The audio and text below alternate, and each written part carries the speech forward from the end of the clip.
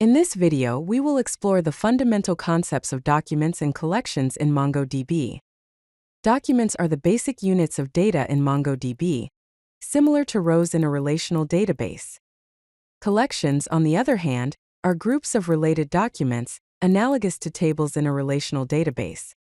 Let's dive in to understand these core concepts. A document is MongoDB's fundamental unit of data storage. Think of it as a record in traditional databases but with the flexibility of the JavaScript object notation, or JSON format.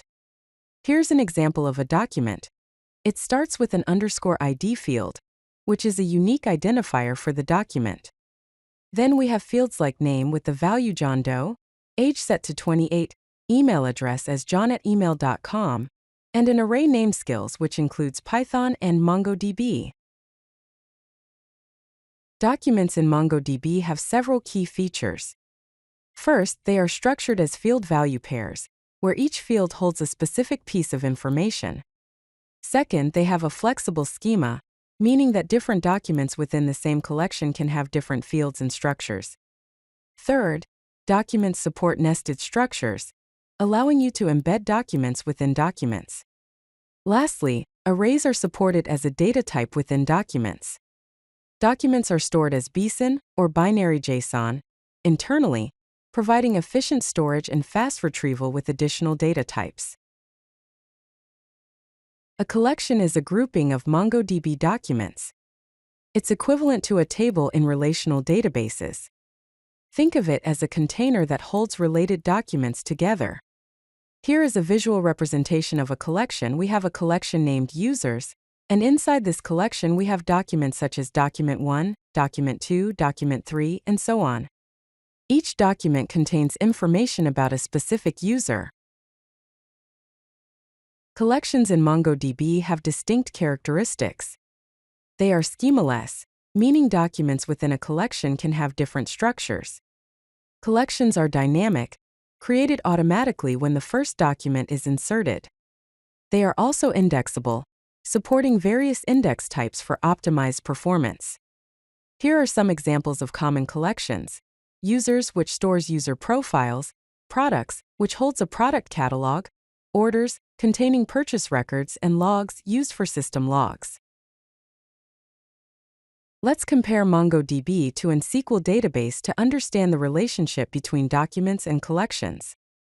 In MongoDB, the data storage unit is a document, and the container for these documents is a collection. In a NoSQL database, the data storage unit is a row, and the container for rows is a table. Therefore, a document in MongoDB is analogous to a row in a NoSQL database, and a collection in MongoDB is analogous to a table in a NoSQL database. When working with collections, there are several basic operations you can perform. These include inserting documents, finding documents, updating documents, and deleting documents. Here are some Python examples of how to perform these operations. To insert a document, you can use the collection insert_1 method and pass in a dictionary representing the document. To find documents, you can use the collection.find method and specify a query to filter the documents based on certain criteria. Here are some key takeaways from this video. Documents are MongoDB's basic data units, similar to rows in relational databases. Collections group related documents together like tables in relational databases. MongoDB's schema-less design allows for flexible data structures. And finally, BSON format enables efficient storage and retrieval of documents. Understanding documents and collections is fundamental to working effectively with MongoDB databases. If you like this video, hit that like button and don't forget to subscribe. Visit CodeLucky.com for more such useful content.